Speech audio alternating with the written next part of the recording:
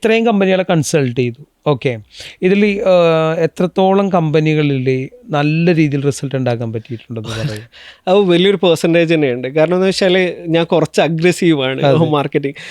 Growth father നമ്മളുടെ only ഫോക്കസും revenue ആണ്. Actually growth father start ചെയ്യുന്നത് ഞാൻ ഒരു മാർക്കറ്റിംഗ് ഏജൻസി എന്നുള്ള ലെവലിലല്ല. അതിന് ഞങ്ങൾക്കൊരു ക്ലിയർ ഒബ്ജക്റ്റീവ് ഉണ്ട്. ഞാനത് സ്റ്റാർട്ട് ചെയ്യുന്നത് ഗ്രോത്ത് ഫാദർ ക്യാപിറ്റൽ എന്ന് പറയുന്ന ഒരു ബിഗ് വിഷനോട് കൂടെയാണ്. ലൈക്ക് ഒരു 8 to 10 കോടിയൊക്കെ ചെയ്യുന്ന കമ്പനികളെ നമ്മൾ 100 crores എത്തിക്കാൻ പറ്റുന്നു. അതിൽ ടെക്നോളജിയിലും അതേപോലെ മാർക്കറ്റിങ്ങിലും ഇൻവെസ്റ്റ് ചെയ്യാൻ കഴിയുന്ന ഇൻവെസ്റ്റേഴ്സിനെ ഐഡൻറ്റിഫൈ ചെയ്ത് ഒരു 100-200 കമ്പനികളിൽ നിന്ന് ഒരു കമ്പനിയിലൊക്കെ ഇൻവെസ്റ്റ് ചെയ്ത് അവരെ ഒരു മൊണോപ്പൊളി കമ്പനി ആക്കുക.